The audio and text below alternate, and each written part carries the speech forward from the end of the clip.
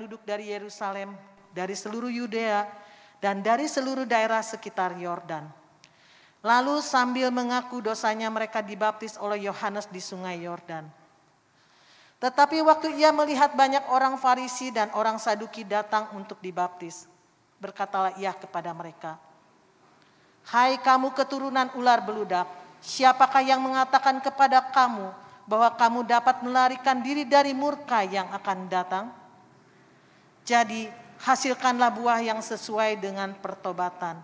Dan janganlah mengira bahwa kamu dapat berkata dalam hatimu, Abraham adalah bapa kami.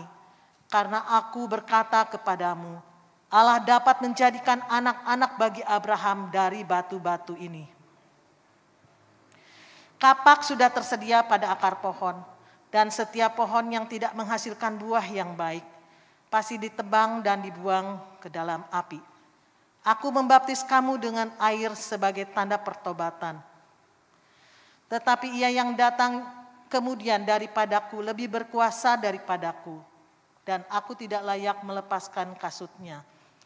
Ia akan membaptiskan kamu dengan Roh Kudus dan dengan api. Alat penampis sudah di tangannya. Ia akan membersihkan tempat pengirikannya dan mengumpulkan gandumnya ke dalam lumbung.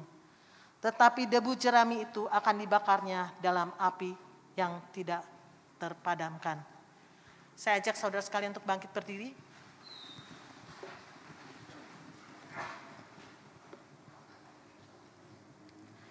Di hari Minggu Advent kedua ini kita berkumpul kembali untuk beribadah. Di minggu ini kita mengingat kembali akan kedatangan Tuhan yang pertama. Sekaligus kita juga bersiap dengan penuh harapan.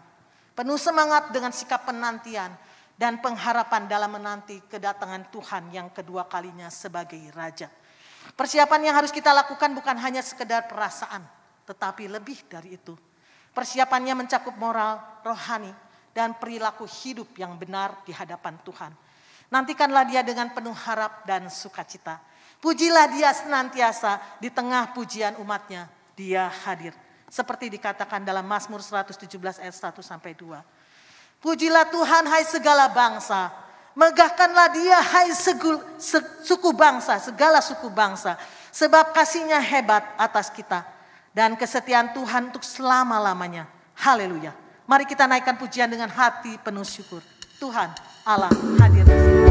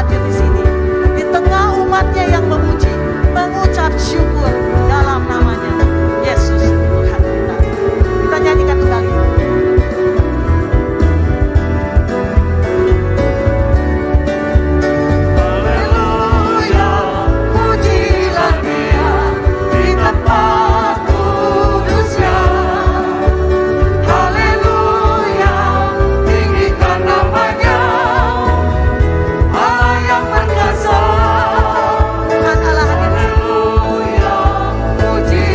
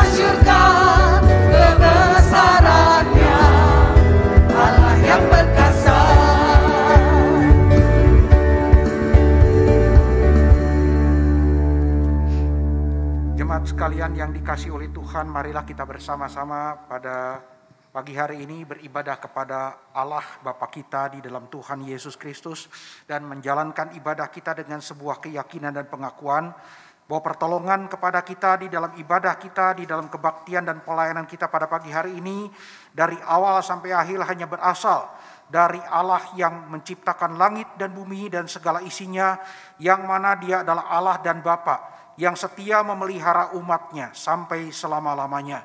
Turunlah atas jemaat sekalian anugerah dan damai sejahtera dari Allah Bapa kita dan dari Tuhan kita Yesus Kristus di dalam pimpinan dan persekutuan kita dengan Allah Roh Kudus. Amin. Berilah hormat padanya.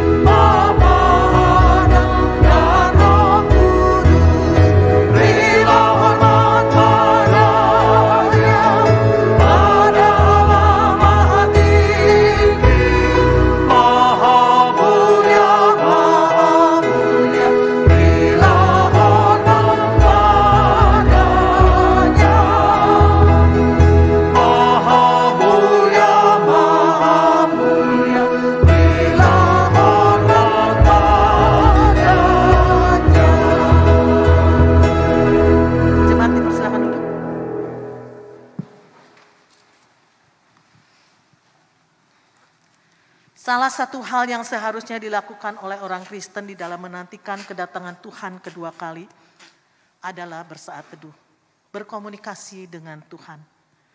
Apakah saudara sekalian sudah melakukannya setiap hari? Walaupun kita sudah melakukan saat teduh setiap hari, tetap saja kita seringkali masih jatuh ke dalam dosa, terutama dosa kedagingan. Tuhan mengenal hati kita. Tidak ada yang dapat disembunyikan darinya. Saat ini kita diberikan kesempatan untuk mengakui segala dosa yang telah kita perbuat.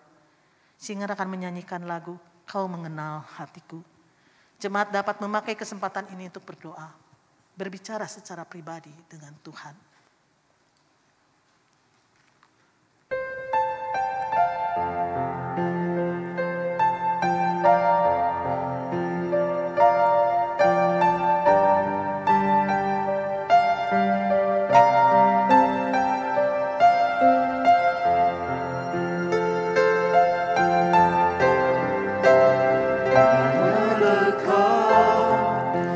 Kasih-Mu Bapa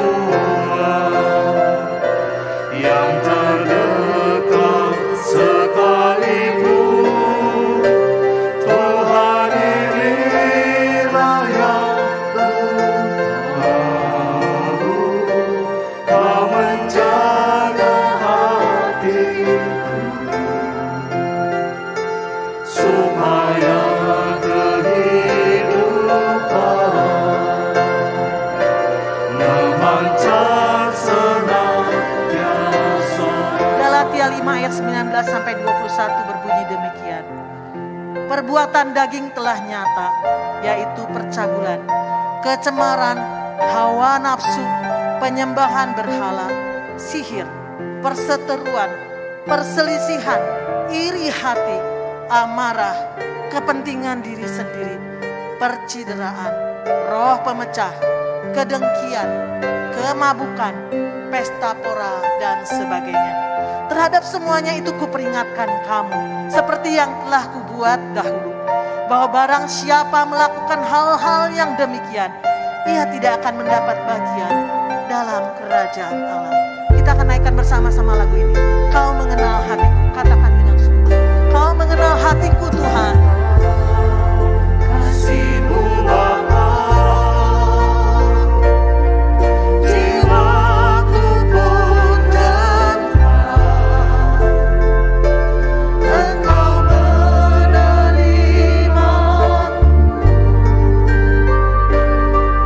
dengan sepenuhnya, walau dunia melihat rupa. Namun kau memandangku sampai ke kedalaman hatiku. Tuhan, inilah yang ku tahu. Tuhan, inilah yang ku tahu. Kau mengenal hatiku jauh melebihi semua yang terdekat sekalipun. Tuhan, inilah yang ku tahu. Kau menjaga hatiku supaya kehidupan memancar senantiasa. Jemaat saya undang bagi berdiri. Tuhan, inilah yang ku tahu.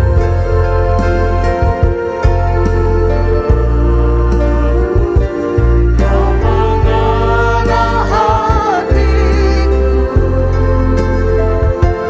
jauh melebihi semua yang terdekat sekalipun. Tuhan, inilah yang ku tahu.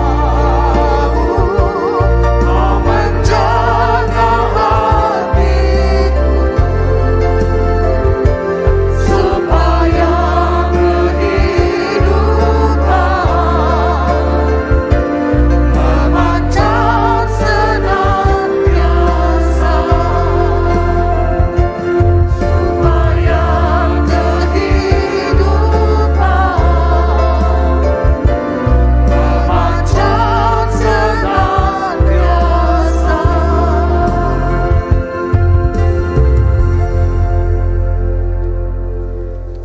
Jemaat yang dikasihi Tuhan, mari kita lanjutkan ibadah kita dengan kita merendahkan diri kita dan mengaku segenap dosa dan kesalahan kita sebelum kita lebih lanjut melanjutkan ibadah kita.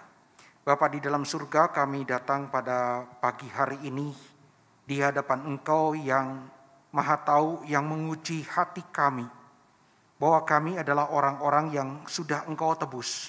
Namun selama kami dan sementara kami masih hidup di dalam tubuh dan darah ini, dan kami masih hidup di dalam dunia yang penuh dengan kejahatan dan pencobaan, kami seringkali lemah dan berulang-ulang jatuh bangun di dalam kesalahan dan dosa kami.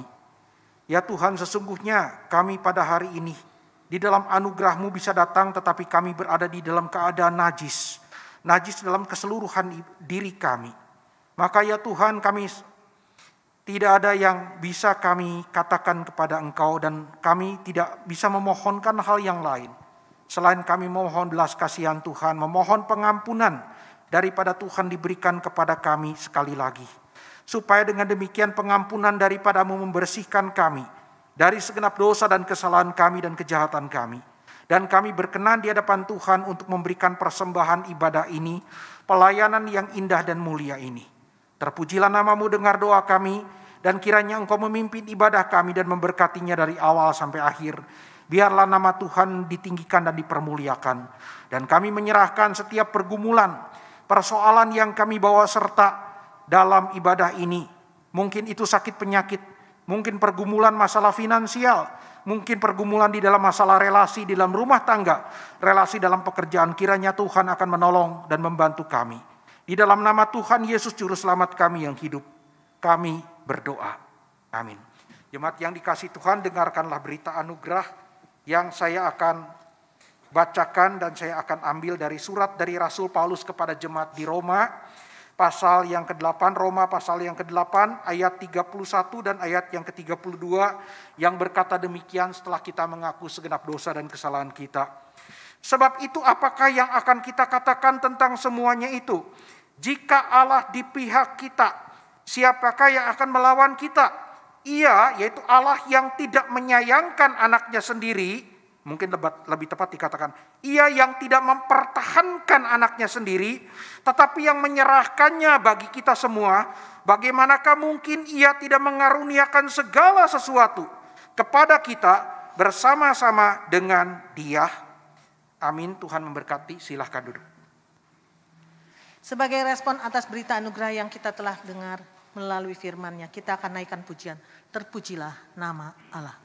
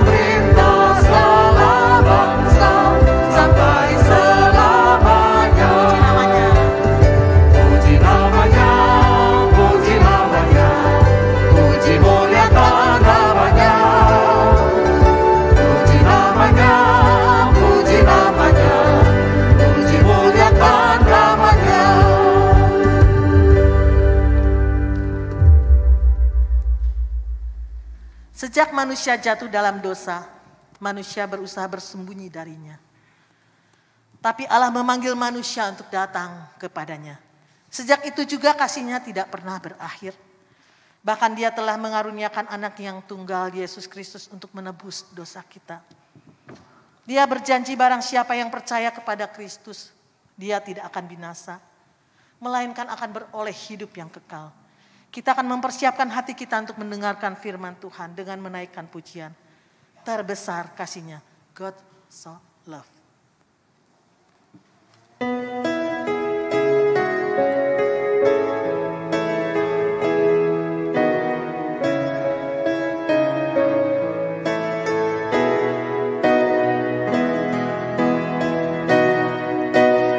Terbesar kasih-Nya, Dia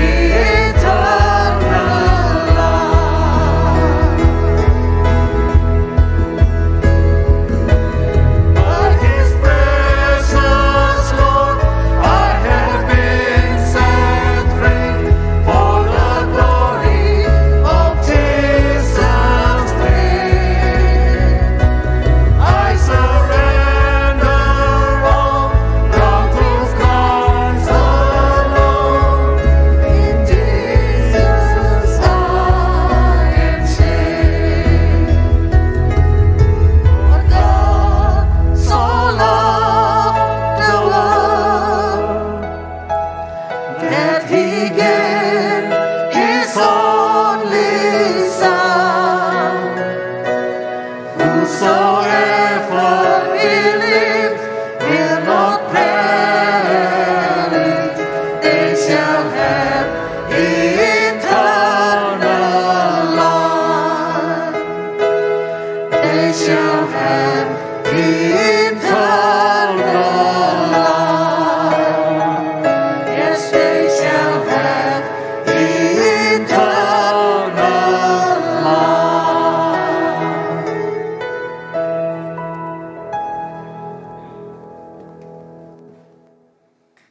Jemaat yang dikasihi Tuhan, mari kita sekali lagi bersama-sama merendahkan diri kita di hadapan Tuhan. Kita bersama-sama berdoa.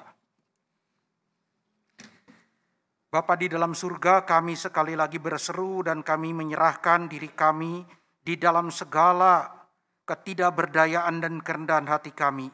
Supaya melalui Roh-Mu yang kudus Engkau memimpin kami ke dalam seluruh kebenaran firman Tuhan.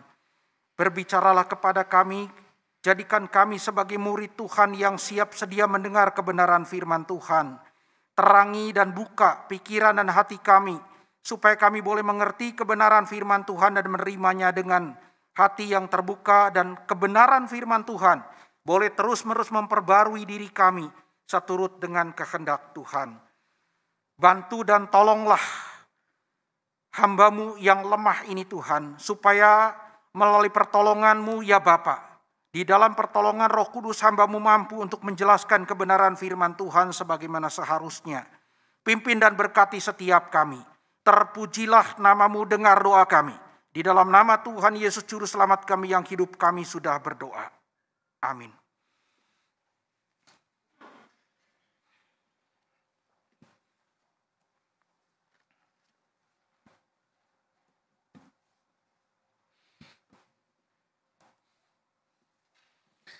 Shalom jemaat yang dikasihi Tuhan.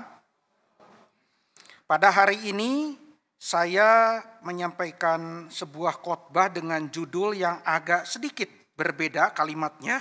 Dalam hal kalimat berbeda dengan tema yang tertera di dalam channel YouTube ya, atau di dalam warta digital begitu. Tapi intinya, isinya sebetulnya secara hakikat sama ya. Saya memberikan judul kepada khotbah saya, yaitu akibat dari karya penebusan yang dikerjakan oleh Yesus Kristus.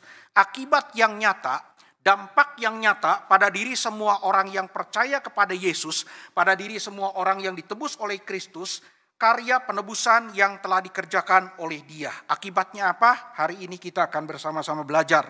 Bapak dan Ibu sekalian, mari kita bersama membuka. Sebetulnya selama bulan Desember ini kita sudah memasuki minggu yang pertama bulan Desember ya. Jadi sudah berada di penghujung tahun, bulan terakhir dari tahun 2022 ya. Selama bulan Desember kita teringat dan kita diingatkan momen Natal, kita memperingati hari kedatangan Yesus Kristus ke dalam dunia sebagai manusia ya.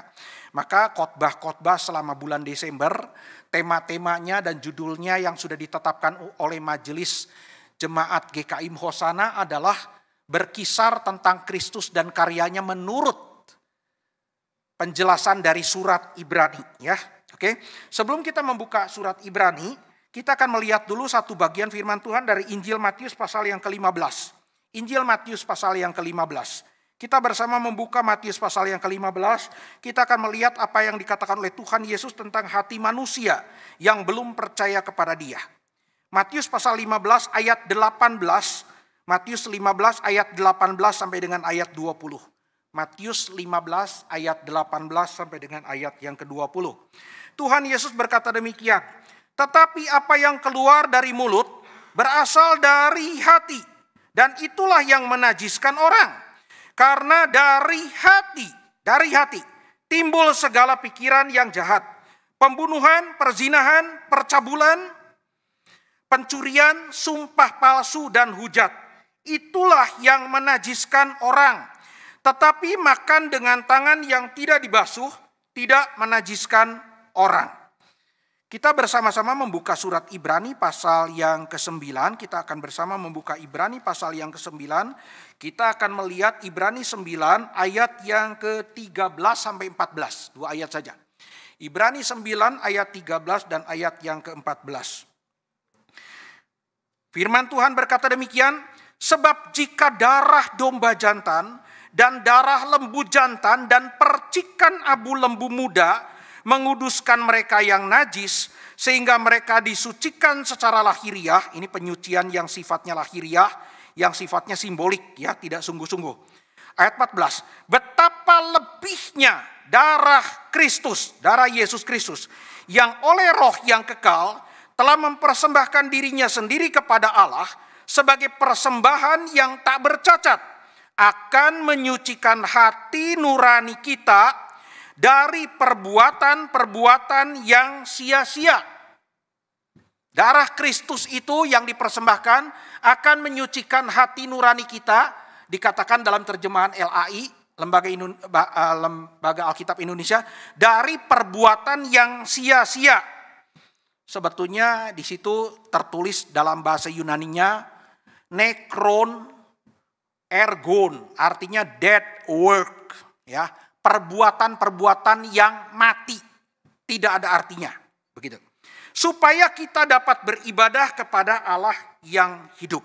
Kemudian pasal yang ke-10, kita melihat Ibrani pasal yang ke-10, kita akan melihat ayat 10, ayat 14 sampai dengan ayat 18. Ibrani 10 ayat yang ke-10, ayat 14 sampai dengan ayat yang ke-18. Saya bacakan. Dan karena kehendaknya inilah, karena kehendak Allah inilah, kita orang percaya telah dikuduskan. Berapa kali? 1 kali untuk selama-lamanya. Oleh persembahan tubuh Yesus Kristus. Kita melihat ayat yang ke-14.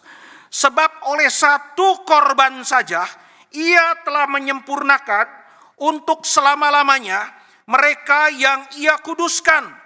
Dan tentang hal itu Roh Kudus juga memberi kesaksian kepada kita. Sebab setelah Ia berfirman, inilah perjanjian yang akan kuadakan dengan mereka sesudah waktu itu. Ia berfirman pula, aku akan menaruh hukumku di dalam hati mereka dan menuliskannya dalam akal budi mereka. Dan aku tidak lagi akan mengingat dosa-dosa dan kesalahan mereka. Jadi apabila untuk semuanya itu melalui korban Kristus, ya, ada pengampunan yang sempurna, tidak perlu lagi dipersembahkan korban karena dosa.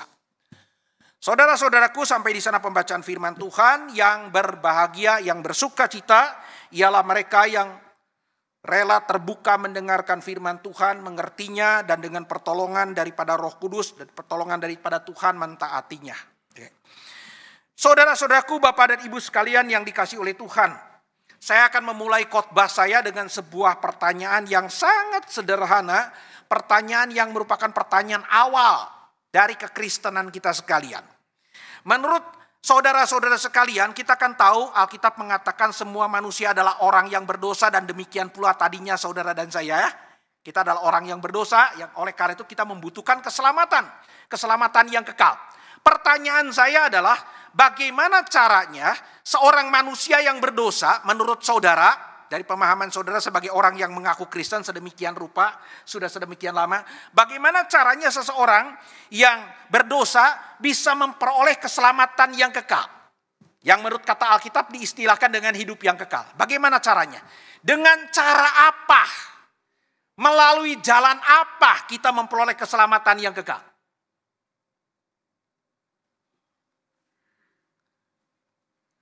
Nah, ini pertanyaan yang dasar, Bapak dan Ibu, ya.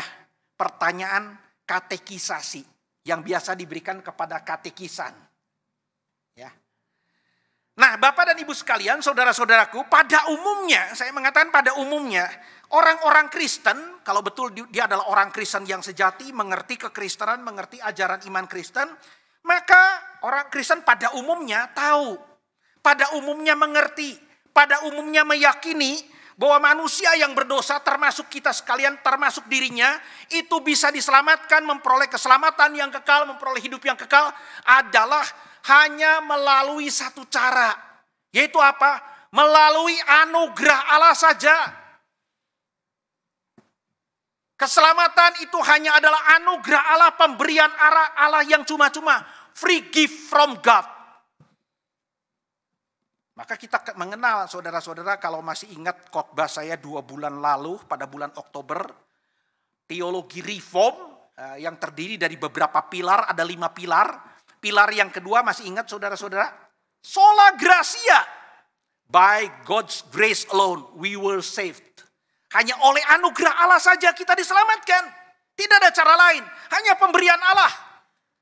Bukan karena perbuatan baik kita, bukan karena apa yang kita usahakan, kita diselamatkan hanya karena anugerah Allah. Betul? Saudara meyakini itu? Percaya? Kalau percaya, tidak percaya bukan Kristen, Bapak dan Ibu sekalian ya. Oke. Lalu pertanyaannya, anugerah Allah itu bentuknya seperti apa? Apa bentuk dari anugerah Allah itu, pemberian Allah yang cuma-cuma itu? Ya saudara-saudara, di dalam satu pribadi dan karya dari Yesus Kristus. Maka kemudian kita mengenal pilar yang ketiga dan pilar yang keempat. Sola fide, kita harus percaya, ya, hanya melalui percaya kepada karya Kristus. Dan percaya kita ditujukan, devoted to Christ alone, solus Christus. Pada umumnya kita tahu, betul tidak? Tidak perlu saya ulangi khotbah saya. Orang-orang Kristen pada umumnya tahu, bahwa kita sekalian bisa diselamatkan bukan karena saya baik, bukan karena perbuatan baik saya, tapi karena anugerah Allah yang dikerjakan oleh Yesus melalui karya penebusannya yang telah menyelamatkan kita sekalian. Memberikan keselamatan yang kekal, memberikan hidup yang kekal. Mungkin saudara berkata, Pak, saya itu sudah tahu. Oke, betul saudara-saudara. Ya, pertanyaannya tidak sampai di sana. Yang menjadi persoalan bukan itu. Yang menjadi persoalan adalah apa? Yang menjadi polemik adalah apa, saudara-saudara? Masalah akibatnya. Akibat dari karya penebusan yang dikerjakan oleh Yesus. Akibat dari karya penebusan yang dikerjakan oleh Yesus mendatangkan keselamatan, penebusan yang menyelamatkan. Keselamatannya dipertanyakan adalah sifat keselamatan yang berasal dari karya penebusan yang dikerjakan Yesus. Itu sifatnya adalah permanen atau sementara.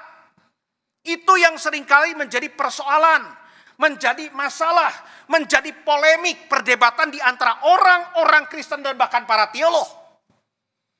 Ya betul, kita tahu keselamatan hanya berasal dari karya Yesus yang menebus dan menyelamatkan kita sekalian. Setelah kita diselamatkan, setelah kita memperoleh keselamatan itu, pertanyaannya, keselamatan yang karena pemberian Yesus itu sifatnya itu permanen, kekal, ataukah sementara dan bisa hilang? Menurut saudara bisa hilang atau kekal? Permanen. Nah, saudara-saudara, di sini ada 2 kelompok orang Kristen, 2 kelompok gereja Tuhan. Ya, satu kelompok orang Kristen mengatakan begini, ya keselamatan itu memang adalah anugerah. Anugerah yang dikerjakan oleh karya Kristus dan diberikan kepada orang yang percaya kepadanya. Tapi keselamatan yang kemudian setelah diperoleh manusia yang berdosa yang percaya kepada Yesus, itu sifatnya tidak kekal. Keselamatannya tidak permanen. Akibat dari karya penebusan yang dikerjakan Yesus itu cuma temporary. Kenapa? Karena itu bisa hilang. Menurut sebagian orang Kristen bisa hilang. Kapan bisa hilang? Tatkala orang Kristen melakukan dosa-dosa tertentu. Khususnya apa yang disebut sebagai capital sins atau mortal sins. 7 dosa pembawa maut. Waktu orang Kristen melakukan dosa-dosa itu, maka sekalipun dia tadinya sudah diselamatkan dan keselamatannya berasal dari anugerah Allah, lalu ketika jatuh ke dalam dosa, melakukan perbuatan dosa, maka keselamatannya hilang, berhenti diselamatkan. Apakah saudara-saudara termasuk orang Kristen yang seperti ini? Punya pandangan seperti ini? Oh, selamatan bisa hilang, Pak. Tetapi kita lihat ada kelompok orang Kristen yang lain. Kelompok orang Kristen yang lain mengatakan tidak. Keselamatan itu tidak bisa hilang. Keselamatan itu sifatnya tidak temporary, tapi permanen.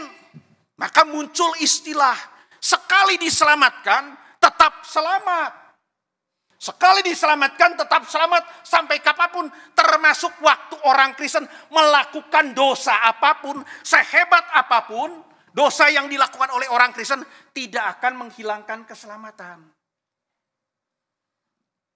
Istilahnya begini, mereka mengatakan keselamatan itu kan bukan dari perbuatan.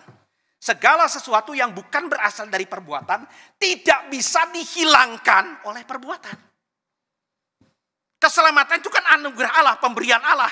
Maka tidak bisa dibatalkan, tidak bisa dihilangkan oleh perbuatan kita. Yang menjadi persoalan kemudian bertanya, oh kalau gitu orang Kristen tidak akan kehilangan keselamatan. Dan keselamatan itu akan sifatnya permanen apapun yang dilakukan oleh orang Kristen. Sekalipun dosa yang sangat memalukan, dosa yang dikatakan sangat memilukan. Oh kalau begitu pertanyaannya enak dong jadi orang Kristen. Ya sudah saja berbuat dosa, toh tidak akan hilang. Saya mau tanya kepada saudara sekalian. Manakah konsep dan pendapat yang benar? Saudara menganut konsep yang mana? Keselamatan bisa hilang bergantung perbuatan kita?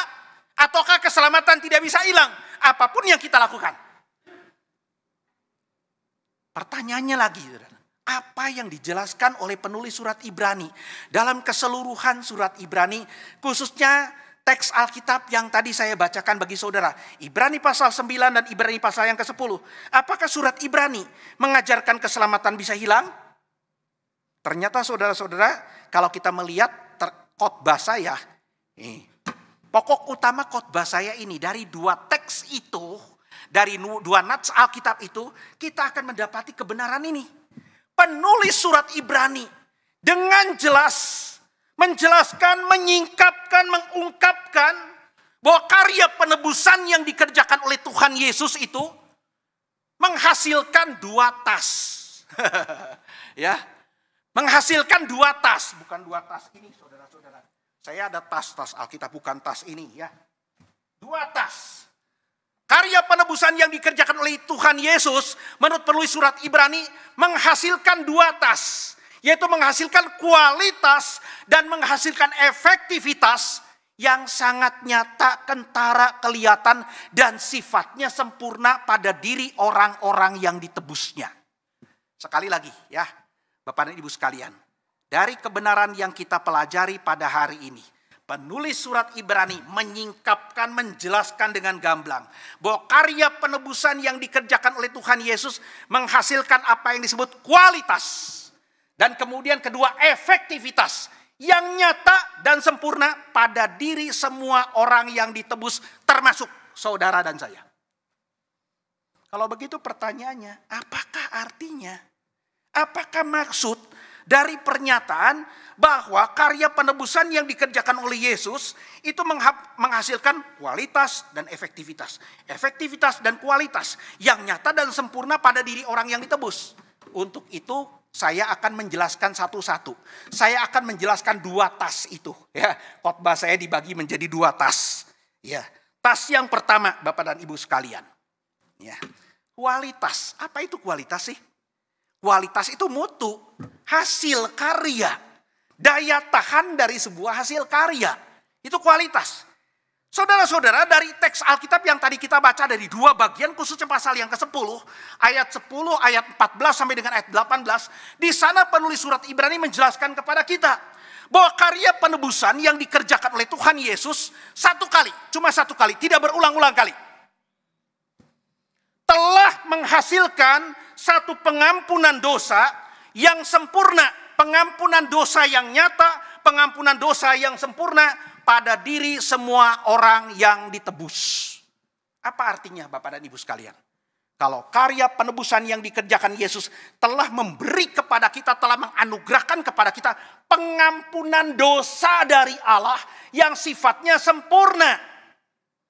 Artinya karya penebusan yang menghasilkan pengampunannya yang sempurna itu berarti menghasilkan keselamatan. Karena keselamatan yang kekal yang kita terima itu berasal dari pengampunan dosa yang Allah berikan kepada kita. Kapan Allah memberikan kepada kita? Melalui cara apa Allah memberikan kepada kita? Melalui karya penebusan yang dikerjakan oleh Yesus.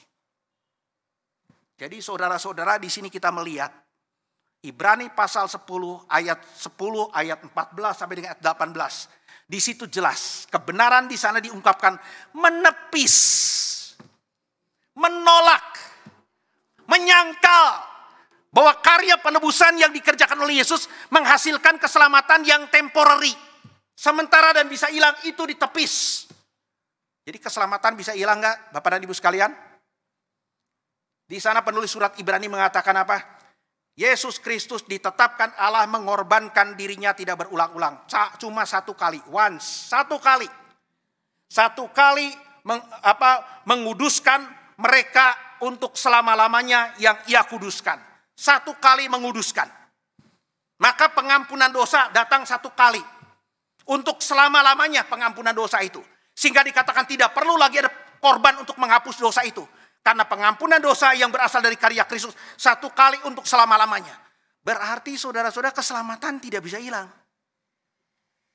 Kalau begitu pertanyaannya, mengapa demikian?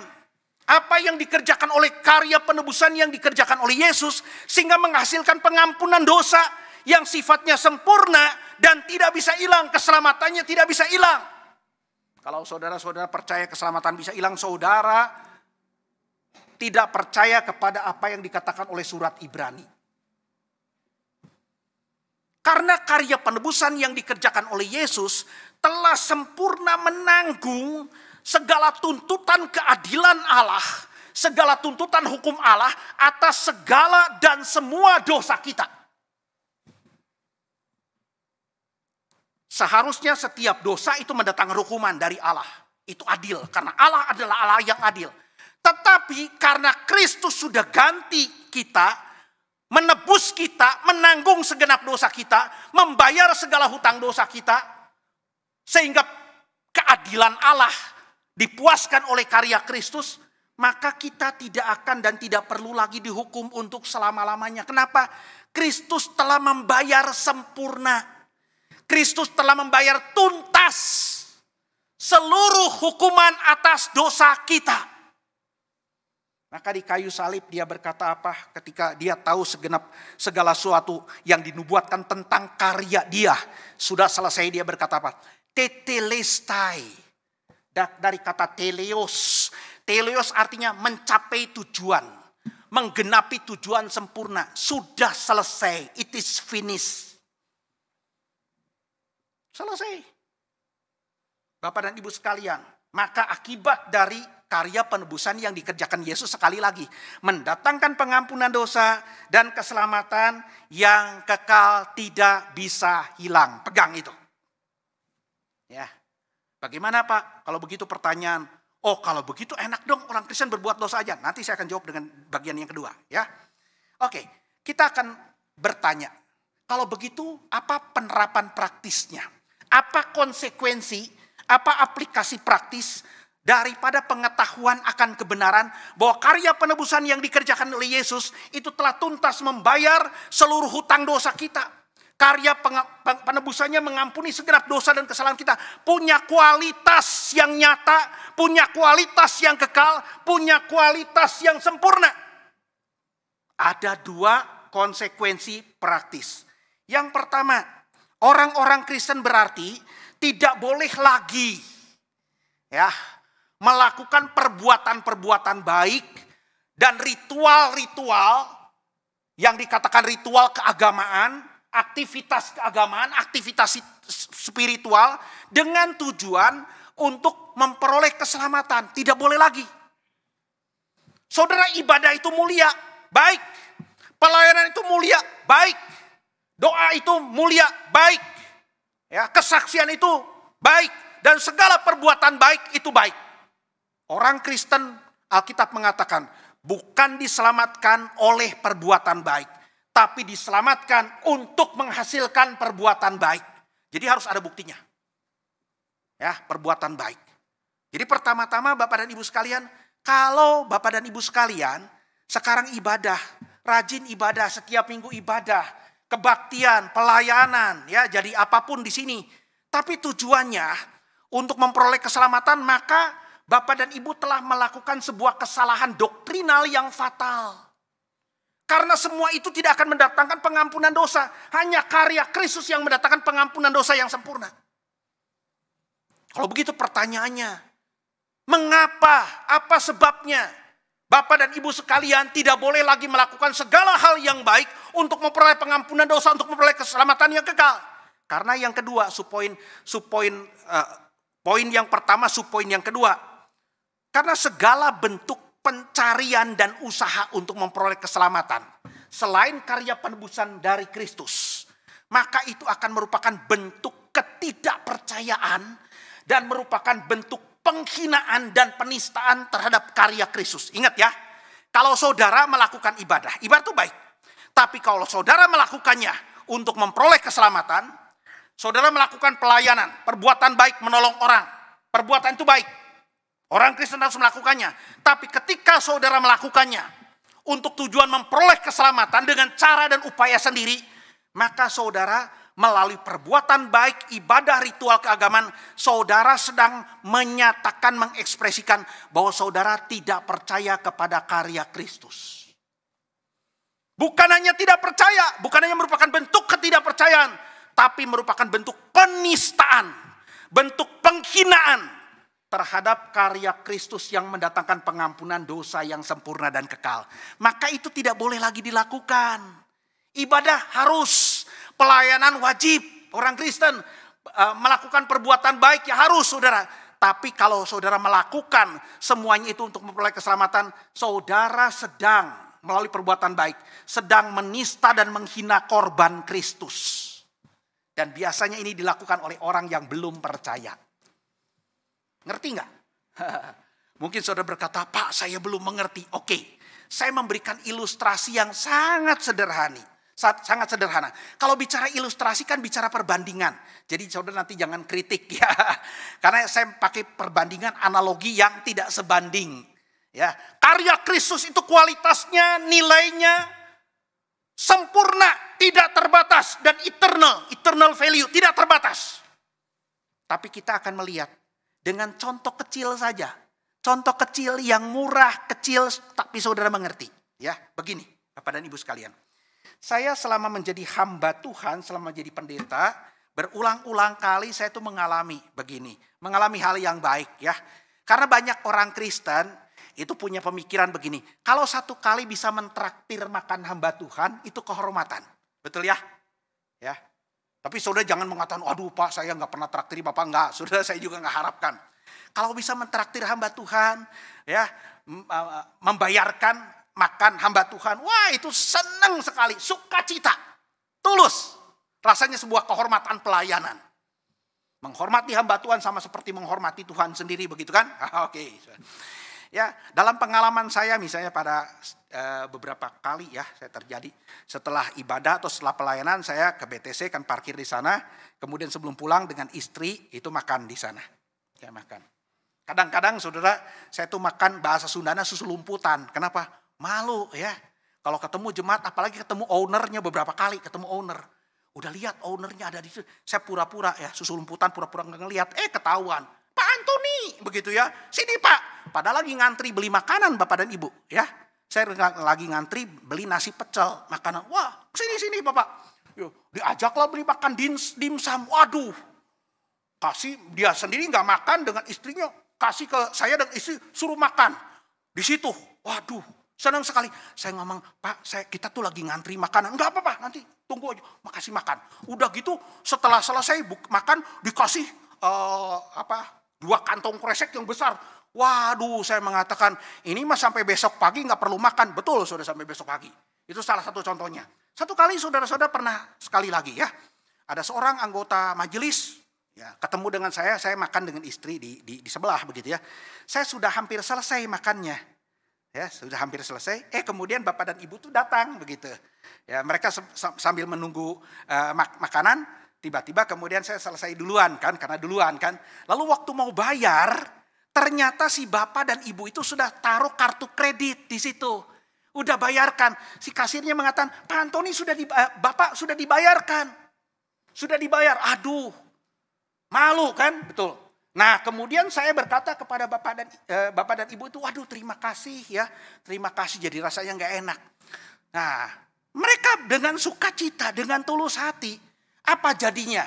Ya, kalau Bapak dan Ibu jadi mereka, kemudian saya berkata begini, wah Pak jangan dibayarkan, saya juga sekian ribu mampu bayar. Oke jangan gitu dong Pak. Ya, lalu kemudian saya bayarkan lagi, kembalikan uang pembayarannya. Keluarkan dari dompet, nih bayar, nih ganti. Kalau bapak dan ibu, ya, jadi orang itu kira-kira tersinggung nggak? Terhina nggak? Tersinggung, terhina nggak? Saya kan sudah makan, nggak usah bayar lagi, sudah dibayarkan. Dan yang bayarkan dengan penuh sukacita, tulus. Sekarang saya mau bayar untuk membayar makanan yang saya makan. Nih, saudara, pasti itu akan menjadi bentuk ketidakpercayaan terhadap ketulusan orang itu, kasih orang itu, dan juga penghinaan. Demikian pula lah saudara, terlebih lagi, apatah lagi, saudara terhadap korban Kristus yang sempurna, tidak ternilai. Saudara masih berusaha diam-diam melakukan segala upaya untuk memperoleh keselamatan dengan cara upaya diri sendiri. Maka saudara menyatakan saudara tidak percaya kepada karya Kristus dan sedang menista, menghina karya Kristus. Saudara, sekali lagi, karya Yesus Kristus punya kualitas yang nyata dan sempurna, mendatangkan pengampunan dosa dan keselamatan yang kekal ini. Nah, saudara-saudara, jadi keselamatan gak bisa hilang ya. Gak bisa hilang. Ini Alkitab, ajaran Alkitab, teologi reform. Ya. Kalau begitu pertanyaan tadi kan di awal. Enak dong Pak, orang Kristen kalau begitu ya udah berbuat dosa, berzina, membunuh, mencuri, merampok. Kan sekali selamat tetap selamat. Nanti dulu Bapak dan Ibu. Bukan hanya karya penebusan yang dikerjakan Yesus menghasilkan kualitas pengampunan dosa yang sempurna, tapi juga menghasilkan efektivitas yang nyata dan sempurna. Poin kedua, efektivitas. Apa itu efektif? Dari kata efek, ada akibat. Efektivitas bicara tentang satu hasil yang membawa kepada keberhasilan. Hasil yang menghasilkan, hasil yang berhasil menghasilkan. Ada hasil. Jadi saudara-saudara, kita lihat poin yang kedua. Karya penebusan yang dikerjakan oleh Yesus Kristus. Menurut penjelasan surat Ibrani pasal 9 ayat 13 dan ayat yang ke-14. Itu telah menyucikan, membersihkan, mentahirkan hati nurani kita dari segala perbuatan-perbuatan yang mati, yang memimpin kepada kematian. Karya penebusan yang dikerjakan Yesus telah memperbarui hati kita yang ditebusnya. Ini yang disebut kelahiran baru. Jadi tidak mungkin Bapak dan Ibu sekalian, orang Kristen yang sudah dilahirkan kembali, yang sudah mengalami efektivitas dari karya penebusan Kristus, lalu kepikiran. Di dalam hatinya ada niatan berbuat dosa terus-menerus. Kan enak, keselamatannya kekal. Tidak akan melakukan itu. Saudara-saudara, kebenaran ini menepis pandangan bahwa karya penebusan yang dikerjakan oleh Yesus itu tidak menghasilkan moralitas yang baru. Saudara, kalau bicara moralitas, apa sih moralitas? Moralitas adalah tindakan yang berkaitan dengan hukum. Khususnya tindakan yang berkaitan dengan hukum Allah dan kebenaran Allah. Itu moralitas. Pembaruan yang sifatnya dari batin, dari dalam, yang dikerjakan oleh Roh Kudus melahirbarukan kita, itu akan kelihatan, nampak nyata, jelas. Melalui apa yang disebut sebagai moralitas. Maka kalau orang mengatakan begini, orang Kristen diselamatkan, tapi kemudian tidak akan menghasilkan moralitas yang baru. Moralitasnya sama seperti dulu dia belum diselamatkan, sebelum kenal Kristus, sebelum bertobat. Maka mustahil itu terjadi. Alkitab mengatakan apa?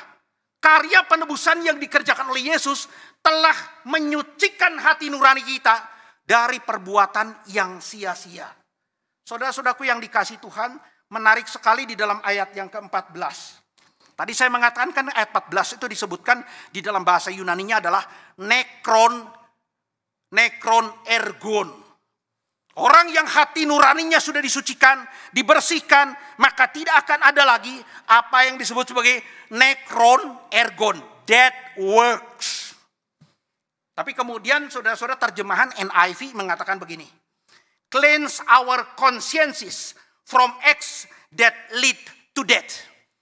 Waktu Tuhan Yesus melalui korban yang dia kerjakan di kayu salib, itu telah membersihkan hati nurani kita dari segala perbuatan yang bukan hanya perbuatan itu sifatnya mati, tapi membawa kepada kematian. Gak mungkin. Saya mau tanya ke Bapak dan Ibu sekalian. Ya, ini pertanyaan yang kedua, pertanyaan mendasar, pertanyaan katekisan, pertanyaan katekisasi. Menurut Bapak dan Ibu sekalian, ini minggu lalu saya waktu khotbah di sebuah gereja juga saya tanyakan. Menurut Bapak dan Ibu sekalian, orang itu pada dasarnya setelah jatuh ke dalam dosa, pada dasarnya baik atau jahat? Orang itu pada dasarnya baik atau jahat? Karena banyak orang Kristen mengatakan orang itu pada dasarnya baik, salah, keliru, saudara-saudara. Ya, atau berkata, oh anak kecil itu pada dasarnya baik. Siapa bilang? Alkitab mengatakan semua orang telah jatuh ke dalam dosa dan tidak ada yang benar, tidak ada yang baik di hadapan Allah. Dan apa sebabnya? Tuhan Yesus menjelaskan dari motornya, dari senter, dari pusat kehidupan manusia, yaitu hati atau hati nurani, itu telah dipolusi, telah dikuasai, dicemari oleh dosa keseluruhannya. Ini yang disebut total depravity. Kalau saudara belajar teologi reform, total depravity. Manusia itu menjadi begitu jahat.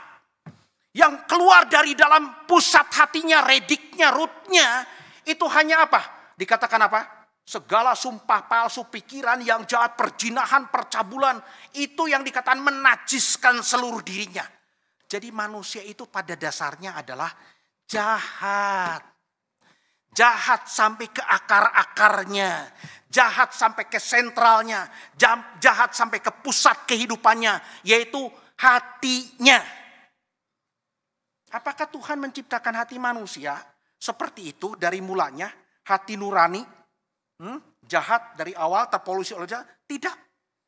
Bapak dan Ibu, saya sedikit menjelaskan ya.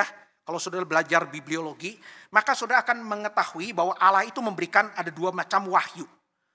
Ada dua macam, two kinds of revelation ya. Pertama adalah wahyu yang sifatnya umum, tapi wahyu umum ini setelah manusia jatuh ke dalam dosa tidak cukup lagi. Maka diberikan wahyu khusus. Wahyu khusus itu adalah Alkitab, kitab suci, yang memimpin kepada jalan keselamatan. Dan kedua adalah wahyu khusus yang ditunjukkan oleh Alkitab. Pusatnya adalah Yesus Kristus. Yesus Kristus dan karyanya adalah wahyu khusus. Ya, kalau bicara ada wahyu umum, ada wahyu khusus. Ya, general revelation, ada special revelation. Nah, saudara begini. Ada yang disebut wahyu umum. Wahyu umum itu ada dua macam. Wahyu ada dua macam. Wahyu khusus, wahyu umum, wahyu khusus. Tapi wahyu umum pun ada dua macam. Yang pertama adalah yang disebut sebagai mediate general revelation. Apa itu mediate general revelation? Wahyu umum yang diberikan kepada semua manusia melalui sebuah media, ada perantara. Misalnya saudara pernah melihat Tuhan, pernah melihat Allah? Enggak pernah kan?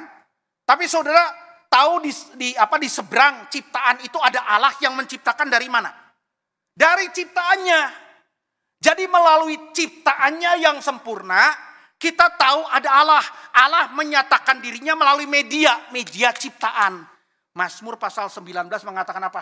Langit itu menceritakan segala kemuliaan Allah. Mediate general revelation. Tapi ada yang disebut wahyu umum kedua. Namanya immediate general revelation. Wahyu umum yang sifatnya langsung Allah tanamkan di dalam diri manusia. Allah tanamkan. Semua manusia yang namanya manusia dari sejak dia dikandung ibunya, dari sejak lahir mempunyai apa yang disebut sebagai dalam bahasa teologinya an innate sense. Kesadaran bawaan. Apa itu? Hati nurani. Nah, saudara-saudara, hati nurani dari kata bahasa Yunani suneidesis. Suneidesis dari kata sun artinya together, bersama-sama, dan oida, to know together. Ya, hati nurani itu diberikan bahkan sebelum manusia jatuh ke dalam dosa. Diberikan untuk apa? Memberikan kepada manusia itu kesadaran akan apa? Oh banyak saudara. Ya sedikit yang saya sebutkan yang karena saya menjelaskan hati nurani ini ya. Hati nurani yang dikatakan surat Ibrani. Saya menjelaskan begini. Tuhan itu pertama-tama memberikan kesadaran tentang keberadaan dirinya. The awareness of God's existence. Kesadaran akan keberadaan Allah. Jadi orang ateis pun di dalam hatinya, hati nuraninya memberitahukan Allah itu ada. Allah itu ada. Kenapa Tuhan tanamkan yang disebut immediate general revelation? Yang kedua adalah kesadaran akan apa? Kesadaran akan hukum moral Allah. Awareness of moral laws of God. Hukum moral Allah ditanamkan. Hukum moral yang seperti apa, yang benar, yang salah, dan seterusnya. Jangan berzina, jangan membunuh, jangan mencuri. Dari sejak belum tertulis dalam bentuk loh batu, Tuhan sudah tanamkan kesadaran akan hukum moral di dalam hati manusia. Dan itu diketahui bersama-sama.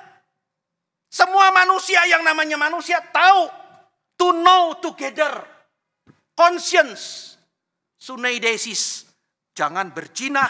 Jangan membunuh, jangan mencuri, jangan mengucapkan saksi dusta. Itu ada di dalam hatinya. Hukum Allah ditanamkan di dalam hatinya. Lalu kesadaran akan apa? Kesadaran akan kekekalan jiwa. Jiwa kita tuh kekal, roh kita kekal. Tubuh kita mortal, bisa mati. Maka kemudian ada kesadaran yang berikutnya. Kesadaran apa? Awareness of the afterlife. Setelah kita mati, tubuh kita mati, jiwa kita masih hidup. Dan ada kehidupan di seberang kematian. Dan itu kemudian terungkap dalam banyak kebudayaan. Kenapa orang Mesir membuat mumi untuk orang yang sudah mati? Karena mereka percaya akan ada kehidupan setelah kematian. Lalu yang terakhir Bapak dan Ibu sekalian, kesadaran awareness of God's judgment.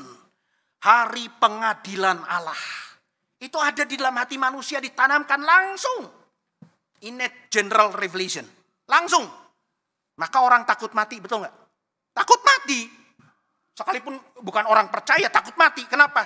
Begitu mati seperti surat Ibrani. Manusia sekali mati, langsung berhadapan dengan pengadilan Tuhan. Dihakimi oleh Tuhan.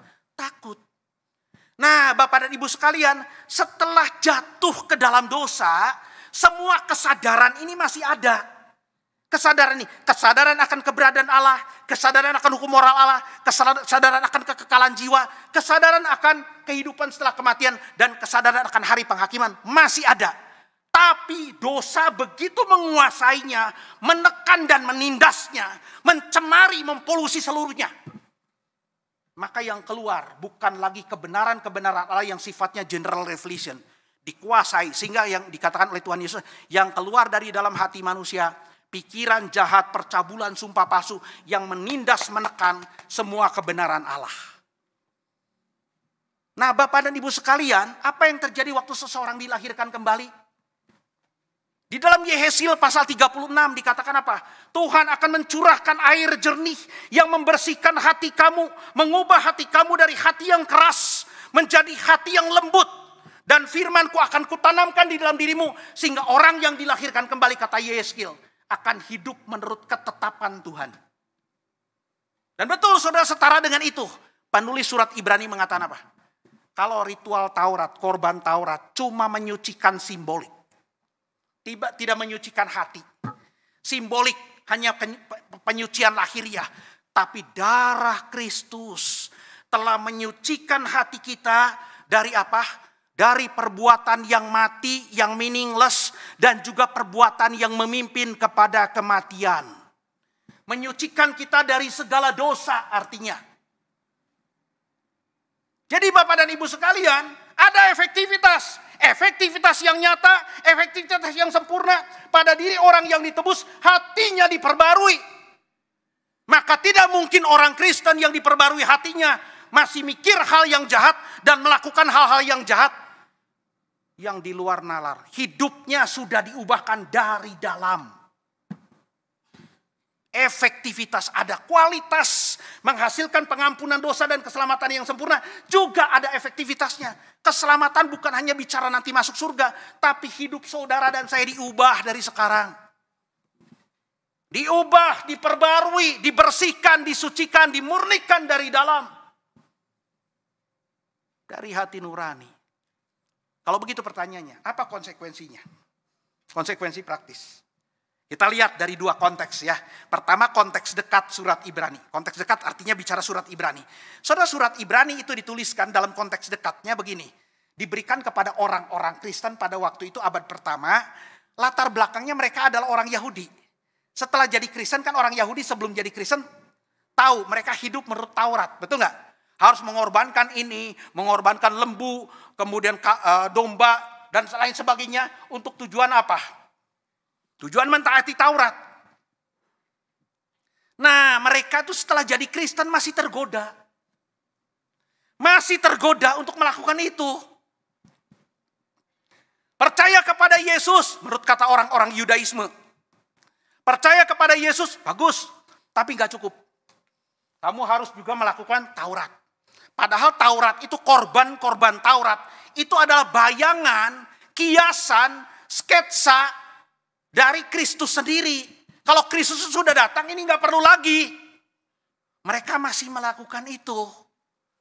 Nah, kalau dikatakan orang Kristen yang sudah dilahirkan kembali tidak akan tergoda kalau sudah percaya kepada karya penebusan yang dikerjakan Yesus, maka karya penebusan itu akan menyucikan hati kita dari perbuatan yang dikatakan dead works, perbuatan yang mati. Artinya kalau perbuatan mati adalah apa? Sia-sia, meaningless. Demikian pula Bapak dan Ibu sekalian, kalau saudara-saudara sekarang hari ini mengaku Kristen, percaya kepada Yesus, tapi masih pakai ibadah, masih pakai pelayanan untuk mendatangkan memperoleh keselamatan, memastikan keselamatan, maka ibadah yang tadinya baik, pelayanan yang tadinya baik, segala macam bentuk perbuatan baik yang tadinya baik, itu akan menjadi perbuatan yang mati. Dead work. Nekron ergon. Konteks dekatnya begitu. Sekarang kita bicara konteks luas. Konteks luas. Kita bisa aplikasikan kepada apa? Orang yang sudah dibersihkan hati nuraninya. Maka di dalam hatinya tidak akan lagi muncul seperti orang yang dikatakan Tuhan Yesus. Dari dalam hatinya muncul segala pikiran yang jahat. Percabulan, pembunuhan, sumpah palsu, hujat, macam-macam yang menajiskan orang. Sudah dibersihkan, sudah diperbarui seperti air jernih yang membersihkan. Maka aplikasi praktisnya orang-orang Kristen ya bisa marah. Oke, marah. Marah itu sangat manusiawi. Jengkel sama seseorang, ya manusiawi. Bapak dan Ibu sekalian. Tapi di dalam hatinya tidak akan muncul kebencian, tidak akan muncul dendam, tidak akan muncul kemudian apa yang disebut sebagai pikiran untuk membunuh orang. Apalagi kemudian yang disebut segala macam kejahatan. Tidak akan lagi muncul. Orang Kristen yang sejati, hatinya sudah dibersihkan oleh darah Kristus, lalu Alkitab mengatakan firman Tuhan ditanamkan lagi di situ, lalu Roh Kudus Yohanes pasal 14-16 tinggal. Ada Roh Kudus yang memimpin memakai firman Tuhan di dalam hati yang sudah dibersihkan untuk hidup sesuai dengan ketetapan Tuhan. Maka orang Kristen yang betul-betul Kristen bisa jengkel dengan orang tapi gak akan sampai mikir, mau bunuh orang. Kemudian jengkel sama orang, mau celakain orang, tidak akan lagi muncul seperti itu. Saudara-saudaraku, saya mengatakan ini bukan berarti di GKIM Hosana ada. Ya, orang-orang yang dikatakan Kristen tapi kemudian tetap melakukan itu. Ya, setahu saya 29 tahun saya melayani di GKIM Hosana, ya di sini kadang-kadang ada perbedaan pendapat, percekcokan, bahkan perselisihan, tapi selalu diakhiri dengan apa? Kebaikan, saling mengampuni, damai dan lain sebagainya. Ya, saya bersyukur sekali. Persekutuan kita adalah persekutuan yang indah. Tetapi supaya kemudian kita bisa mewaspadai peristiwa-peristiwa yang terjadi di luar. Dalam beberapa bulan kebelakangan kita tahu Bapak dan Ibu sekalian, ada peristiwa yang menggegerkan negara Indonesia ini. Peristiwa yang sedang terjadi menimpa lembaga kepolisian. Kita tahu saudara-saudara di negara ini lembaga kepolisian sangat dibutuhkan. Sangat dicintai oleh masyarakat. Kenapa? Karena lembaga itu penting untuk penegakan hukum. Menghukum orang yang berbuat jahat. Bayangkan saudara, negara akan kacaunya seperti apa tanpa lembaga kepolisian. Tapi kemudian ada polisi, polisinya polisi, jenderal bintang 2. Kita bersyukur karena orang Kristen jenderal bintang 2. Jarang sekali orang Kristen jenderal bintang 2. Mentok di jenderal bintang 1. Ternyata kemudian sampai sekarang sidangnya masih berlangsung kan? Masih berlangsung sidangnya. Ternyata suami dan istri yang katanya kenal dengan banyak pendeta, orang Kristen sejati, ternyata melakukan pembunuhan berencana. Sudah beberapa jam, beberapa hari dipikirkan, direkayasa, disiapkan untuk melakukan pembunuhan berencana. Yang menyuruh kemudian yang disuruh siapa? Orang Kristen pula, bawahannya, ajudannya. Korbannya siapa? Orang Kristen pula. Orang Kristen merekayasa pembunuhan, menyuruh orang Kristen untuk membunuh, lalu korbannya orang Kristen. Dan waktu di sidang pengadilan itu saudara-saudara, itu hati saya miris. Sadis itu suami istri. Merekayasa sedemikian rupa jenderal bintang 2. Ngaku Kristen. Lalu waktu ketemu dengan keluarga korban, ada belasan orang. Keluarga korban dengan bercucuran air mata memanggil-manggil nama Tuhan Yesus. Lalu kedua suami istri juga menyebut-nyebut nama Tuhan Yesus. Saudara, hakimnya bukan orang Kristen. Jaksa bukan orang Kristen. Pengacara bukan orang Kristen. Sedang mereka menyaksikan orang yang non-Kristen, menyaksikan orang Kristen saling bunuh-bunuhan. Apakah ini Kristen? Kristen? Belum selesai Bapak dan Ibu sekalian. Belum selesai, masih sidangnya masih berlangsung kan? Masih berlangsung. Melibatkan lagi aparat kepolisian yang bawah, jadi korbankan semua oleh jenderal ini. Jenderal yang tanya Kristen. Banyak yang di PTDH, dipecat. Kasihan sekali, mereka sampai bertanya, kenapa kami dikorbankan? Orang Kristen loh. Melakukan sebuah rekayasa, suruh orang Kristen, korbannya orang Kristen, mengorbankan orang yang lain. Orang Kristen, ngaku Kristen, belum tentu Kristen. Belum selesai, kemudian waktu satu kali saya melihat Google, terkejut. Ada seorang pendeta melakukan pembunuhan berencana. Pendeta. Dilihat dari fotonya, si pendeta itu keluar apartemen, sebuah apartemen, dengan kemudian mendorong kereta troli, lalu ada bungkusan plastik di situ, ngelihat CCTV ketawa. Ini. Ternyata bungkusan itu siapa? Mayat seorang perempuan. Teman aktivis pelayanannya, teman satu gereja. Yang dia bunuh karena apa? Sakit hati. Perempuan itu dekat dengan orang yang dia benci. Orang yang dia benci siapa? Ada 2 lagi. Yaitu ada teman pelayanan. Mungkin beda pendapat. Gara-gara beda pendapat kecil. Sampai mikir pembunuhan. Mau membunuhnya tadinya laki-laki dengan perempuan lagi. Mau dibunuh. Tapi susah. Ya udah yang paling dekat. Diceritakan. Si pendeta itu waktu kemudian ditangkap polisi. Diinterogasi caranya bagaimana. Sudah mempersiapkan, cari di Google. Bagaimana cara membunuh seseorang dengan senyap, tidak bersuara. Caranya apa? Pukul sampai pingsan, cekek sampai mati. Wah, dilakukan itu. Jadi dipancing datang ke apartemen.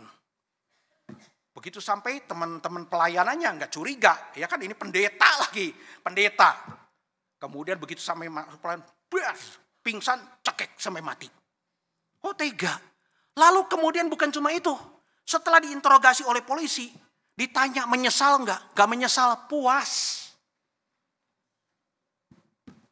Udah puas, apalagi yang terjadi? Dia berkata begini, masih ada 2 lagi tapi keburu ketangkap. Ngaku pendeta, saudara-saudara. Suka khotbah. Motivator di anak muda.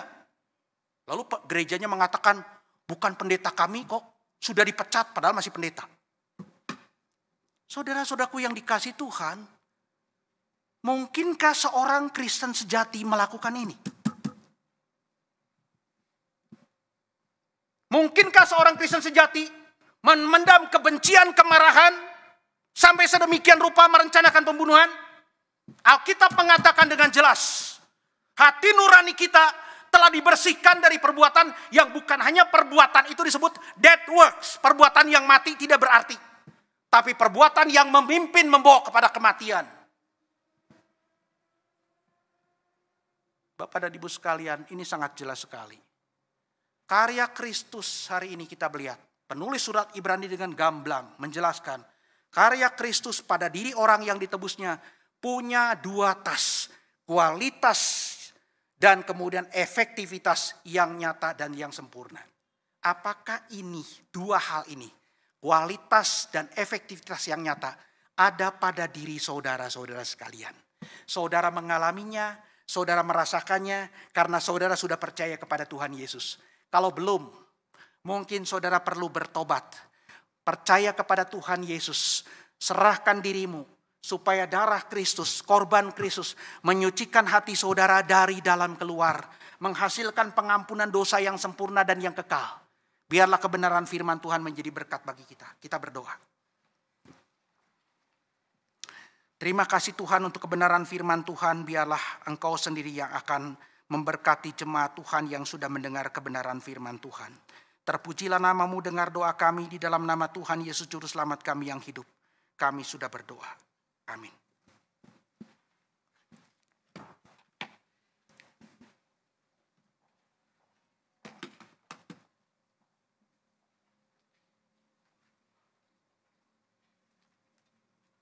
Sebagai respon untuk firman Tuhan yang telah disampaikan, saya ajak jemaat semua untuk bangkit berdiri. Kita akan bersama-sama mengikrarkan pengakuan iman rasuli yang berbunyi demikian. Aku percaya kepada Allah, Bapa yang Maha Kuasa, Khalik langit dan bumi, dan kepada Yesus Kristus anak yang tunggal Tuhan kita, yang dikandung dari Roh Kudus, lahir dari anak darah Maria, yang menderita sengsara di bawah pemerintahan Pontius Pilatus, disalibkan, mati dan dikuburkan, turun ke dalam kerajaan maut. Pada hari yang ketiga, bangkit pula dari antara orang mati, naik ke surga, duduk di sebelah kanan Allah, Bapa yang Maha Kuasa. Dan dari sana ia akan datang untuk menghakimi orang yang hidup dan yang mati. Aku percaya kepada Roh Kudus, gereja yang kudus dan am, persekutuan orang kudus, pengampunan dosa, kebangkitan tubuh, dan hidup yang kekal. Amin. Saya persilakan kembali duduk.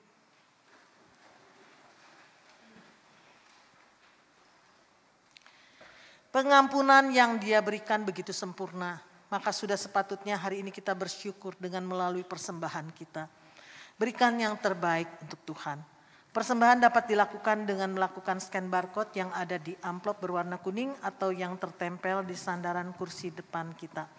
Kedua, dengan cara mentransfer atau bagi yang hadir di tempat ini dengan cara memasukkannya ke dalam amplop. Kemudian dimasukkan ke kotak persembahan di depan. Kita akan bersama-sama menaikkan pujian. Give thanks. Give thanks with a grateful heart. Give thanks to the Holy One.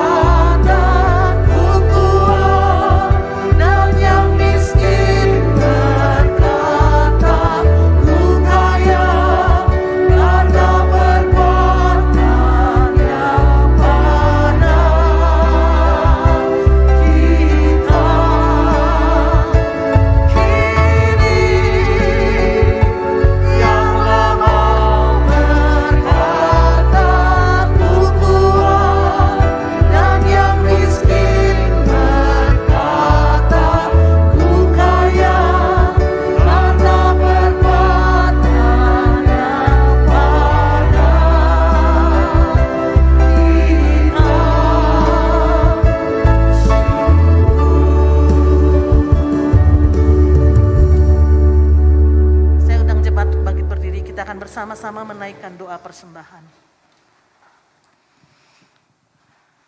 Tuhan, hari ini kami mengucap syukur karena kami masih diberikan kesempatan untuk mendengarkan firman-Mu. Dan juga kasih-Mu Tuhan, janji-Mu yang senantiasa menyertai kami. Terima kasih Tuhan untuk semua yang telah Kau lakukan bagi kami. Hari ini kami ingin ikut serta berbagian dalam memperluas kerajaan-Mu Tuhan di muka bumi ini. Khususnya di tempat ini. Kami telah memberikan apa yang dapat kami berikan yang semuanya berasal dari Engkau. Terima kasih Tuhan untuk kesempatan ini. Doa yang tidak sempurna ini kami alaskan hanya dalam nama Tuhan Yesus Kristus, Juru Selamat kami yang hidup. Amin. Kita akan bersama-sama menaikkan doa syafaat. Kita akan berdoa untuk panitia Natal yang sedang mempersiapkan ibadah malam Natal dan Natal tahun 2022. Kita doakan untuk kesatuan, kekuatan, dan kesehatan setiap orang yang terlibat di dalamnya. Kita buka suara bersama-sama. Tuhan, kembali kami hari ini ingin menaikkan doa permohonan penyertaan-Mu bagi panitia Natal gereja kami. Yang saat ini mereka tengah disibukkan dengan persiapan penyelenggaraan ibadah malam Natal dan Natal tahun ini. Hamba berdoa kiranya persiapan yang mereka lakukan boleh menjadi dupa yang harum di hadapan Engkau. Kami mohon Tuhan supaya setiap orang yang terlibat memiliki hati yang hanya tertuju kepada kemuliaan nama-Mu. Berikan kepada mereka hati yang terbuka, yang mau saling mengerti. Berikan kepada mereka juga kekuatan, kemampuan untuk dapat memberikan yang terbaik. Dan Tuhan, hamba juga mohon berikan kepada mereka tubuh yang sehat, sehingga ibadah malam Natal dan Natal di tahun ini dapat berjalan dengan baik. Terima kasih Tuhan, hamba alaskan doa yang tidak sempurna ini hanya dalam nama Tuhan Yesus Kristus, Juru Selamat kami yang hidup. Amin. Segala kemuliaan kita kembalikan kepada Tuhan. Puji Allah Bapa Putra.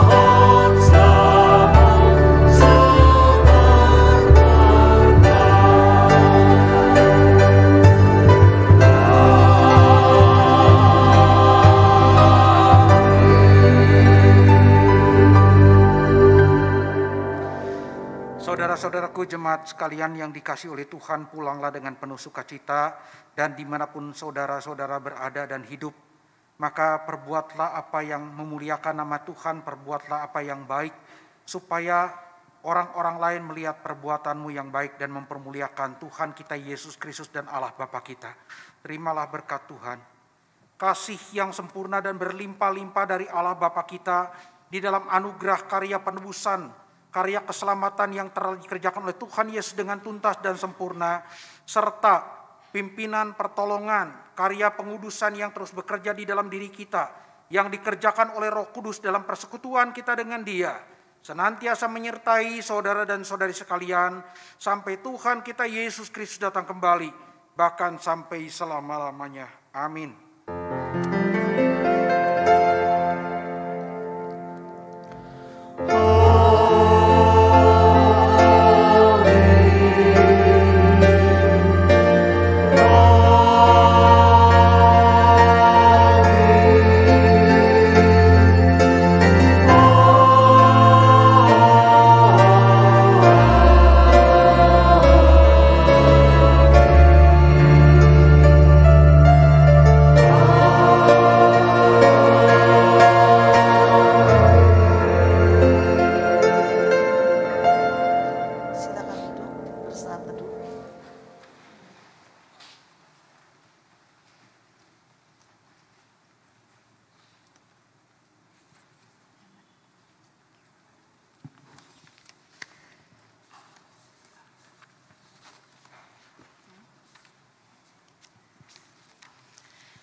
Ada beberapa pengumuman yang akan saya bacakan. Yang pertama adalah baptis dewasa, CD, atestasi masuk, dan baptis anak. Baptis dewasa, CD, atestasi masuk, dan baptis anak akan dilaksanakan pada tanggal 18 Desember 2022 oleh Pendeta Chandra Gunawan. Mohon jemaat mendukung di dalam doa. Bapak, Ibu, Saudara-saudari yang akan dibaptis dewasa, CD, atestasi, dan baptis anak adalah sebagai berikut. Untuk CD di KU 1 pukul 7, yaitu Saudari Asyana Sundari, Christine Lydia Novianti Ryupasa, Elisa Jane, Hans Pratama Cahyadi, Juliana Kana, Karen Andreas Shalom Tupu, Lien Sagala, Stephen Sudarma, Teti Saati Yasiroh. Kemudian baptis dewasa di KU 2 ya. Baptis dewasa di KU 2 jam 9.30, Cleo Wibayama, Fabian Renaldi, Kenny Rian Tupu, Rahel Jessica Sinurat. Atestasi masuk, Anggrek, siswa Usman dari GTM, NIPA Makassar, Francisca Nina Ardani Banureah dari GKPPD Medan, Sutresno Setiawan Lazarus dari GKI Cimahi Bandung. Dan baptis anak diadakan di KU 2 pukul 9.30. Cecilia Budiman, anak dari Bapak Hendra Budiman dan Ibu Alvina. Jonathan Alexander Pranajaya, anak dari Bapak Krisna Pranajaya dan Ibu Sylvia. Kiranya bisa mempersiapkan diri di rumah dengan berdoa dan berkomunikasi dengan Tuhan. Persembahan Natal. Persembahan Natal dapat diberikan melalui amplop persembahan Natal yang tersedia. Kemudian karena persembahan amplop Natalnya terbatas, bisa juga memakai amplop yang putih. Yang tersedia baik melalui transfer dan scan barcode ke nomor rekening gereja dengan menambah angka 25 di nominal akhir. Persembahan Natal yang terkumpul akan disalurkan seluruhnya untuk mendukung pelayanan hamba Tuhan di pedesaan atau daerah terpencil. Kemudian gladi resik dan ibadah Natal anak. Komisi Anak GKM Hosana mengundang anak-anak sekolah minggu untuk hadir dalam ibadah Natal anak pada hari Sabtu tanggal 10 Desember 2022 pukul 4 bertempat di ruang ibadah utama lantai 2 GKM Hosana. Anak-anak dapat mengajak teman-teman lainnya untuk bersama-sama merayakan Natal secara onsite. Gladi resik Natal anak akan diadakan pada hari Minggu tanggal 4 Desember pukul 11.30 sampai pukul 13. Tempat di ruang ibadah utama lantai 2 GKM Hosana. Mohon dukungan orang tua. Yang terakhir adalah Digital Ministry Christmas Song and Devotion. Nikmati keindahan lagu Natal bersama Kompas Iman spesial Desember. Setiap lagu punya kisahnya, singkat makna lagu-lagu Natal setiap hari Sabtu di channel YouTube GKM Hosana. Demikian pengumuman, selesai, kita akan berkumpul kembali pada hari Minggu yang akan datang. Tuhan memberkati.